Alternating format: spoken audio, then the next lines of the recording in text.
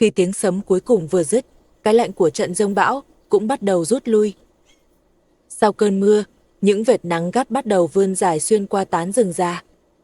Thời điểm ánh sáng quay trở lại, cũng là lúc một chu kỳ sinh tồn mới được kích hoạt. Sau một ngày dài trú mưa, những đàn chim bắt đầu bay ra khỏi tổ để đi tìm mồi. Áp lực từ những đôi mắt trên cao buộc mọi sinh vật nhỏ bé bên dưới phải rúc thật sâu dưới thảm lá mục ẩm ướt để giữ mạng. Trong một thế giới mà sơ hở đồng nghĩa với cái chết, muốn sống sót thì các sinh vật phải trở nên vô hình. Thế nhưng, ngay lúc đàn chim cất cánh, một con ốc sên lại làm chuyện ngược đời. Nghịch lý là, thay vì rúc sâu xuống lòng đất để trốn nắng và tránh kẻ thù, nó lại chọn cách bò lên cao. Nó leo thẳng lên đỉnh của ngọn cỏ trơ trọi nhất, cố tình phơi mình ra giữa vệt nắng gắt, ngay tầm ngắm của những kẻ săn mồi. Tại sao một sinh vật luôn trốn chạy lại bất ngờ làm một chuyện ngược đời như vậy? Và tại sao một hành vi tự sát lộ liễu đến thế lại có thể tồn tại từ năm này qua năm khác mà không bị quy luật tiến hóa triệt tiêu? Để trả lời câu hỏi đó, chúng ta cùng quay trở về nơi bắt đầu ngọn nguồn của câu chuyện, một bãi phân chim. Đối với con ốc sên, đó đơn giản là một bữa ăn, nhưng nó không biết rằng bên trong bãi phân đó lại chứa hàng vạn quả trứng ký sinh của sán dẹp khoang màu. Và câu chuyện bẻ khóa sinh học bắt đầu ngay khi con sên nuốt trọn số trứng này vào bụng.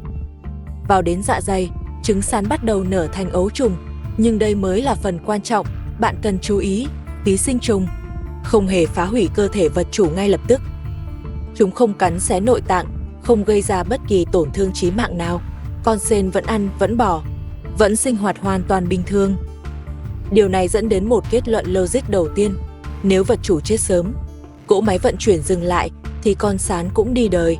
Một vật chủ chết là một chu kỳ sinh sản thất bại. Vì thế, việc đầu tiên hệ thống này làm là phải giữ cho vật chủ sống. Nhưng, chỉ giữ cho vật chủ sống thôi thì chưa đủ. Ký sinh trùng còn cần con ốc sên phải xuất hiện trước mặt chim để hoàn thành vòng đời của nó. Và bằng chứng thứ hai nằm ở cách chúng can thiệp vào hệ thần kinh con ốc sên. Khi đạt đủ kích thước, cả đàn sán bắt đầu dàn trận. Chúng di chuyển lên vùng đầu rồi tràn vào hai xúc tu mắt của con ốc sên. Điều đáng chú ý ở đây là chúng không cần kiểm soát toàn bộ cơ thể vật chủ, chúng chỉ cần sửa đúng vài tín hiệu quan trọng. Nhưng đến đây lại xuất hiện một câu hỏi khác. Chúng ta biết con ốc sên sẽ bò lên những vị trí cao, dễ bị phát hiện, nhưng bằng cách nào? Điều kỳ lạ là khoa học vẫn chưa có một câu trả lời hoàn toàn chắc chắn. Một số nhà nghiên cứu cho rằng hệ thống định hướng ánh sáng của vật chủ đã bị can thiệp. Ốc sên bình thường luôn tránh những nơi quá sáng vì nguy cơ mất nước rất cao, nhưng khi bị nhiễm ký sinh trùng, phản ứng đó dường như bị đảo ngược. Thay vì tìm bóng tối, nó lại xuất hiện ở những vị trí có nhiều ánh sáng hơn. Và trong một khu rừng rậm, nơi sáng nhất thường cũng là nơi cao nhất. Nhưng đó chưa phải giả thuyết duy nhất. Một số nhà khoa học còn nghi ngờ rằng ký sinh trùng có thể đang tác động trực tiếp đến xu hướng leo trèo của vật chủ. Trong tự nhiên, đã từng ghi nhận nhiều trường hợp tương tự.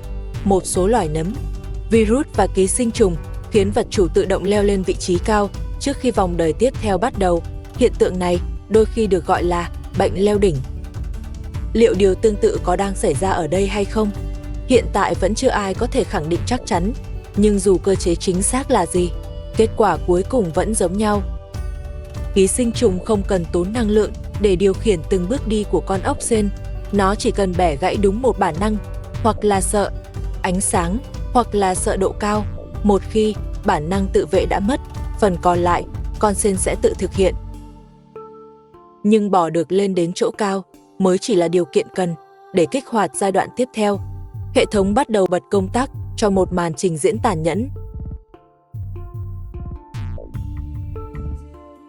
Muốn hoàn thành vòng đời của mình, ký sinh trùng còn phải giải quyết một bài toán khác. Làm sao để con chim thực sự chú ý? Và câu trả lời nằm ở hai xúc tu mắt. Ký sinh trùng tập trung bên trong bộ phận này khiến chúng phình to bất thường. Lớp da bị kéo căng đến mức gần như trong suốt, các khoang màu bên trong hiện rõ và liên tục co bóp. Và khi một chuyển động nhỏ xuất hiện giữa nền cỏ xanh, sự chú ý của con chim gần như bị kéo thẳng về phía đó. Một cú mổ dứt khoát từ trên bầu trời bình thường, đây sẽ là dấu chấm hết cho một sinh vật nhỏ bé. Nhưng nếu nhìn kỹ vào những gì xảy ra sau đó, bạn sẽ thấy một thực tế hoàn toàn khác. Con chim không ăn toàn bộ con ốc sên, nó chỉ giật đứt phần xúc tu đang nhấp nháy, rồi bay mất. Con ốc sên bị thương, mất một phần cơ thể, nhưng nó vẫn sống. Vài tuần sau, chiếc xúc tu bị mổ đứt đó sẽ mọc lại, và đó mới là điểm mấu chốt của toàn bộ hệ thống này. Hãy nhìn vào cái cách mà hệ thống này đang tối ưu hóa. Cái hay của chiến lược này là nó không đặt cược tất cả vào một lần may rủi. Nếu con chim ăn thịt toàn bộ con ốc sên, con sán dẹp chỉ có đúng một cơ hội duy nhất để lọt vào bụng vật chủ mới. Nhưng bằng cách hy sinh một bộ phận và giữ mạng cho ốc sên, ký sinh trùng đã nhân bản cơ hội của chính nó lên gấp nhiều lần. Một con sên sống đồng nghĩa với việc tấm biển quảng cáo sẽ còn được dựng lên nhiều lần, tiếp cận được với nhiều đàn chim hơn, xác suất hoàn thành vòng đời gần như là tuyệt đối. Nhưng hệ thống này càng tối ưu cho kẻ thao túng, thì cái giá phải trả của vật chủ lại càng tàn nhẫn. Cái dở, hay nói đúng hơn là tấn bi kịch của con ốc sên, chính là việc nó bị tước đi quyền được chết một cách nhanh chóng. Nó không được phép kết thúc nỗi đau trong một cú mổ. Nó buộc phải sống tiếp, buộc phải dùng chút năng lượng ít ỏi còn lại để chữa lành vết thương, nuôi lớn chiếc xúc tu mới, để rồi lại tiếp tục bò lên ngọn cỏ và chịu thêm một cú mổ tiếp theo, lần thứ hai, lần thứ ba, từ mùa này sang mùa khác. Đến lúc này, mọi thứ đã rõ ràng. Đây chưa từng là một vụ săn mồi thông thường trong tự nhiên. Bản chất của nó là một vòng lặp khai thác dài hạn. Kẻ thao túng đang giữ mạng vật chủ, chỉ để đảm bảo cỗ máy này có thể vận hành liên tục. Một điều đặc biệt là, khi mặt trời lặn, hai xúc tu của con ốc sên xẹp xuống, mất sạch màu sắc, ngừng co bóp.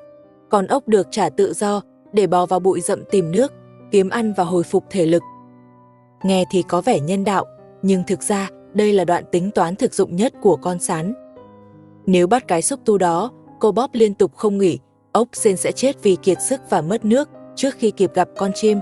Nó cho con ốc sên nghỉ ngơi, không phải vì thương hại, mà vì hiệu suất, không phải vì tử tế, mà vì lợi ích. Nó cho con ốc sên nghỉ ngơi ban đêm, chỉ để ngày mai có sức bò lên ngọn cỏ, chịu mổ tiếp. Thế nên, quay lại câu hỏi ban đầu, tại sao hành vi tự sát này vẫn tồn tại? Bởi vì, bản chất nó chưa bao giờ là tự sát. Đây là một chiến lược sinh sản đã được tối ưu hóa đến mức cực đoan. Chiến lược này chỉ vận hành khi vật chủ vẫn duy trì sự sống. Chúng ta trước giờ cứ nghĩ sống sót trong tự nhiên là chiến thắng, là phần thưởng. Nhưng trong cái hệ thống này, sống sót lại là một hình phạt tàn nhẫn nhất. Nó chỉ là điều kiện để quá trình vắt kiệt được phép tiếp tục. Con ốc sên không được giữ mạng vì giá trị của chính nó được giữ mạng vì cái thứ đang ăn bám bên trong. Và trong nhiều cấu trúc sống, sự sống không phải là điểm kết thúc, nó chỉ là điều kiện để một quá trình khác tiếp tục bắt đầu.